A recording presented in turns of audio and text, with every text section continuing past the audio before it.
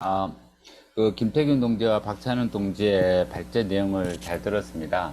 하동문입니다. 일단 그 큰 주제 대중조직과 노동전선 그리고 당 주제만 두고 대충 발제문을 써봤는데 앞에 두 분과 또 큰 틀에서는 쭉 통하는 부분이 있어가지고 참 다행이다라는 생각이 좀 들고요. 일단 그 김태균 동지의 발제 내용은 진보 정당의 역사적인 과정과 실패 과정을 보면서 현재 있는 우리 노동전선이 도대체 무엇을 할 것이냐, 정당이냐, 당으로 갈 거냐, 아니면 그냥 현장 조직으로 남을 것이냐 판단을 해야 된다라는 것을 문제 제기를 하면서 이제 좀 아주 오늘 토론을 10시간 해도 부족할 만한 큰 주제를 던져줬다고 판단을 하고 있고요. 그리고 박찬원 동지는 박근혜 정권 퇴진 투쟁의 과정에서 우리 그 노동계급의 그 독자적 정치 세력화를 꿈꾸는 이 세력들의 역할과 그 한계가 무엇이었는지를 간단하게 이렇게 이제 던져주셨다고 봅니다. 그리고 제 발제문을 보시면 아시겠지만 전체적인 흐름이 민주노총이 이제 윤석열 정권 퇴진 투쟁에 돌입을 했는데 이 시점에서 그러면 우리 노동전선과 당은 어떤 역할을 가지고 있어야 되고 한국에서는 상황이 어떻는가를 이렇게 쭉 좀 간단하게 쓰고 있습니다. 그래서 저는 어떤 토론 주제를 던지지는 않았고요. 무엇을 할 것인가 같이 고민해 보자는 차원에서 네, 내용을 좀 기대를 했습니다. 네. 그래서 제가 발제한 내용들에 대한 뭐 근거나 아니면 원인 파악이나 분석은 앞에 두 분께서 너무 잘해 주셔가지고 굳이 깊이 있는 설명 안 해도 될 것 같습니다. 현재 민주노총이 이번 7월 달부터 총파업을 시작했습니다. 그래서 총파업, 윤석열 정권 퇴진을 걸고 총파업에 들어갔고요. 그런데 이제 이 총파업 투쟁에 대해서 보면서 여러 가지 고민이 드는 게 이런 것입니다. 과연 민주노총이 결기 있게 윤석열 정권 퇴진을 걸었는데 총파업에 참여하는 노동조합과 그리고 이 노동자들은 과연 민주노총이 만들어진 틀 안에서만 투쟁을 할 것인가 아니면 이 한계를 뛰어넘어서 더 큰 투쟁으로 나아갈 수 있을 것인가라는 고민이 좀 듭니다. 우선 우리 같은 활동가들 이런 고민을 하죠. 민주노총이 윤석열 정권에 대해서 결정적인 타격을 줄 만큼 투쟁을 과연 가열차게 전개할 수 있을까? 이미 민주노총은 2024년 총선 방침을 정했고 이로 인해서 투쟁 전선이 혼란스럽지는 않겠는가? 또 유력적인 총파업 투쟁이 가능하도록 하려면 현장이 조직이 돼 있어야 되는데 과연 현장은 조직되어 있는가? 또 정권 퇴진 투쟁을 내건 민주노총의 투쟁에 대해서 고통받고 있는 노동자와 민중들이 어느 정도 적극적으로 참여를 하고 그리고 대중적인 열의를 부어줄 것인가? 네, 불어넣을 것인가? 이 부분이 사실은 이제 핵심인 것 같고요. 이러한 내용은 이미 투쟁이 시작이 되었기 때문에 2주간의 총파업 투쟁의 그 결과를 보면서 좀 알 수 있을 것 같습니다. 하지만 저는 이제 무엇보다도 이 투쟁이 과연 자본주의를 철폐하고 우리가 꿈꾸는 새로운 세상을 향한 한 걸음 더 다가갈 수 있는 그런 투쟁의 결과물을 남길 수 있을 것인가가 제 관점이고요. 다시 한번 말하자면 민주노총의 윤석열 정권 퇴진 투쟁이 기존에 있었던 진보정당보다는 한 발 더 전진한 노동계급의 혁명적 정당 건설로 나아갈 수 있는가? 민주노총의 제기한 총선 방침을 보면 진보당과 정의당의 행보를 볼 때 올 하반기부터는 본격적으로 정치적인 그 총선 대비용 각종 이벤트와 활동에 이어질 것으로 보입니다. 그런데 이 진보 진영의 정치적인 전망은 제가 보기에는 오히려 우경화된 과거에 실패한 민주노동당이 되거나 혹은 묻지마 진보정당 지지가 되어서 과거에 민주노총이 반복했던 그런 정치 세력화라기보다는 그냥 정당 지지 운동 정도가 되지 않을까 이럴 가능성이 더 커 보입니다. 그래서 윤석열 정권 퇴진 투쟁이 과거에 박근혜 정권 퇴진 투쟁의 오류를 반복하지 않기 위해서는 반드시 우리가 자본이 지배하는 이 경제, 정치 경제 시스템을 뒤흔들 만큼 강력해야 된다고 생각을 합니다. 박찬원 동지가 얘기했듯이 박근혜 정권 당시의 퇴진 투쟁의 오류들과 한계점들을 여러 가지를 얘기를 해 주셨는데요. 그것은 이제 반복하지 않겠습니다. 무엇보다 가장 중요한 것은 혁명적 전망을 가진 노동계급의 정치 세력이 과연 이 윤석열 퇴진 투쟁의 과정에서 주도권을 가지고 지도력을 행사할 수 있는가? 아니면 박근혜 정권 퇴진투쟁과 마찬가지로 개량주의자나 또 다른 부르주아인 정치 세력이 더불어민주당에게 죽 수속해준다는 식으로 그 소중한 죽을 갖다 바칠 것인가가 결정된다라는 판단이 좀 됩니다. 이번에 지금 하고 있는 윤석열 정권 퇴진투쟁은 묘하게도 6년 전에 있었던 상황을 그대로 재현시키게 될 가능성이 커 보입니다.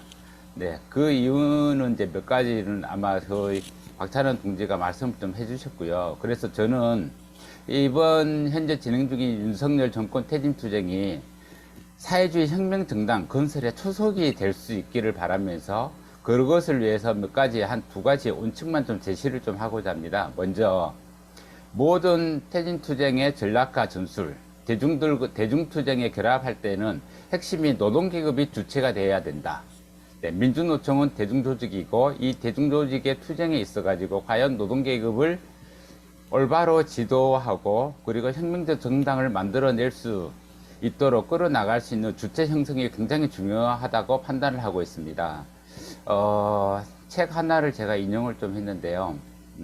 뭐 다 반복되는 얘기니까요. 간단하게 설명을 하자면 부르주아지가 지배하는 세상을 지배를 타도할 수 있는 것은 오로지 프롤레타리아에 의해서만 가능하다. 그리고 그 임무 성취에 필요한 권력이 주어지는 특수한 계급이 프롤레타리아에 의해서만 수행을 할 수 있다. 라고 해서 레닌이 국가혁명에서 얘기를 하고 있죠. 핵심은 이 윤석열 정권 퇴진투쟁에서 노동계급이 주도를 하여야 한다. 네, 왜냐하면 노동계급은 자본주의로부터 착취와 탄압을 받고 억압을 받는 대상이면서 또한 자기 스스로 자기를 해방할 수 있는 독자적인 투쟁을 할 수 있는 가장 강력한 계급이기 때문입니다. 그래서 윤석열 정권 퇴진투쟁을 노동계급이 주도하고 지도하면서 노동대중과 피착친 민중들을 결인을 해야만 가능하다라고 판단을 좀 하고 있고요. 박근혜 정권 퇴진투쟁 당시에 개량주의자들과 개의주의자들이 소부르주아지의 참여 확대를 강하게 주장을 했죠. 이로써 그 대중도적인 민주노총과 여러 진보적인 단체들이 여기서 머뭇거리고 투쟁을 주도하지 못하고 지도력을 상실함으로써 그 결과는 우리가 이미 보았습니다. 그렇다면 현재 우리 노동자들이 대중조직인 민주노총의 상태는 어떠한가? 민주노총이 결기 있게 퇴진투쟁을 내걸었지만 혹시 민주노총의 상태는 혹시나 이런 건 아닌가? 자본주의 하에서 일반 대중보다 잘 살고 있고 눈앞에 보이는 물질적인 이익을 위해서 자신들의 권리를 팔 수 있는, 즉 부르주아지들에게 대항하는 대중의 지도자가 아니라 자신의 그 혁명적인 역할을 포기한 노동자들로 구성되어 있는 건 아닌가. 그렇다면 민주노총이 과연 이 퇴진투쟁에서 올바로 사회주의 정당 건설을 하는데 어떤 역할들을 할 수 있을 것인가, 이런 고민이 좀 필요합니다. 일단 제가 객관적인 상황으로 봤을 때는 윤석열 퇴진투쟁을 성공적으로 마무리한다 하더라도 현재 한국의 부르주아 정치를 사회주의 혁명으로 진전시킬 수 있을 만큼의 조건이나 정치 세력을 형성하고 있지는 못한다 라고 저는 판단을 하고 있습니다. 그렇다면 우리는 이번 윤석열 정권 퇴진투쟁을 통해서 무엇을 성과로 남길 것인가, 명확한 목표를 좀 정해야 될 필요가 있지 않을까. 그리고 그 정확한 목표, 명확한 목표는 노동전선의 목표이기도 해야 된다고 판단합니다. 첫 번째는 이렇습니다. 개량주의자들과 개의주의자들이 노동자들에게 사회주의 혁명은 더 이상 가능하지 않다 라는 형태의 혁명 상실적 약이라고 표현을 했는데요. 이러한 이데올로기의 유포를 막아야 되고, 그리고 노동계급만이 자본주의 체제를 절멸시키고 새로운 사회인 사회주의를 만들어낼 수 있다는 혁명 사상을 널리 알릴 수 있는 기회로 삼아야 된다. 지금 우리가 부르주아들이 만들어내는 이데올로기와 타락했던 진보 정당들이 매일매일 쏟아내는 선전선동들을 모두 막아내지 못한다면 사실은 우리 노동자 계급이 바라는 자기 해방을 향한 정당을 건설하는 데도 큰 걸림돌이 될 수밖에 없다고 봅니다.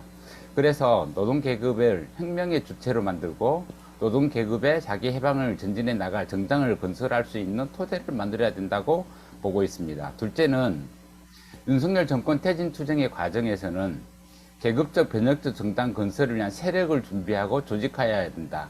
이것이 어떻게 보면 제 노동전선의 역할일 수도 있고요. 아니면 이미 우리나라에 소재하고 있는 한 줌밖에 되지 않는 사회주의 세력들의 뭐 역할일 수도 있겠는데, 이 시점에서 우리 노동전선이 어떻게 하는 것이 역사적인 임무가 무엇일까? 우리의 역할은 무엇일까? 이런 것들에 대한 고민과 토론이 오늘 좀 이루어졌으면 좋겠고요. 거기에 대한 가장 큰 핵심의 토론 주제는 김태균 동지께서 세게 던져 놓으셔서 굳이 뭐 더 이상 얘기를 하지 않아도 될 것 같습니다. 얼마 전에 우리 영남권 교육위가 현대사상연구회에서 이제 저희 영남권 모임을 하면서 김영균 동지께서 발제를 좀 하셨어요. 그 발제문 내용 중에 일부가 괜찮은 내용이 있어가지고 제가 조금 얘기를 드린다면, 계급투쟁은 사실상 사상투쟁이고 경제투쟁이고 정치투쟁이다.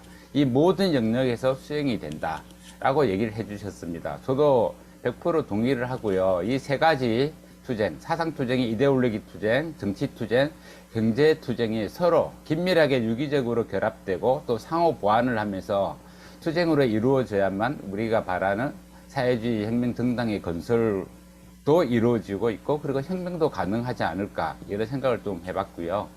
그래서 우리 노동전선은 어떻게 해야 될까? 김태균 동지가 여러 가지 세부적인 과제물을 몇 개를 해 주셨는데요. 저는 이제 이렇게 봅니다. 김영균 우리 대표님께서 얘기했던 것 중에 몇 가지를 좀 얘기를 하자면, 반복적인 얘기이긴 하지만 사상적인 투쟁, 이데올로기 투쟁을 좀 대중투쟁의 과정에서 긴밀하게 수행을 해야 된다. 그리고 각종 우리가 동원할 수 있는 모든 선전, 선동 매체를 통해서 이것을 대중들에게 알려야 된다. 그리고 각 선진적인 활동가들, 특히 노동전선의 활동가들이 대중조직에 들어가서 적극적인 활동을 해서 올바른 방향으로 나아갈 수 있도록 참여하고 또 같이 견인을 해야 된다라고 판단을 좀 하고 있습니다. 그리고 김태균 동지가 얘기한 것처럼 노동전선이 현재는 이제 중앙 차원에서 움직여지는 틀이 굉장히 강하고 있고, 또 한편으로는 현장의 투쟁에 대해서 결합력이 조금 떨어지지 않는가라는 판단을 저는 개인적으로 구체적으로 좀 하고 있습니다. 그래서 여기에 대해서 우리가 어떻게 좀 전략과 전술을 짜서 개입해 들어갈 것인가, 이런 고민이 좀 필요해 보입니다. 이상 제가 오늘 발제한 내용이고요. 세 가지가 동시에 내용이 이루어진다면 오늘 좋은 얘기들이 나올 수 있지 않을까, 이렇게 생각해 봅니다. 고맙습니다.